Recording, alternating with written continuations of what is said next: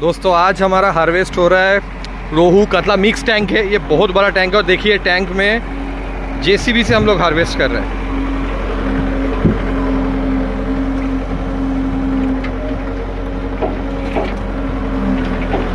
यह आपको आंध्रा में ही देखने को मिलता है।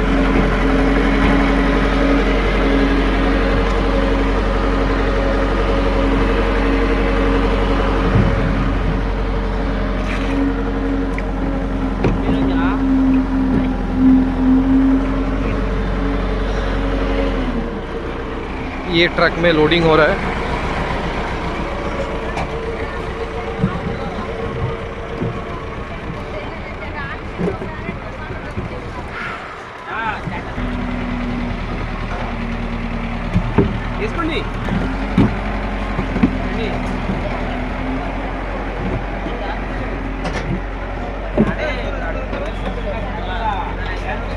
रोज कत कैसे करो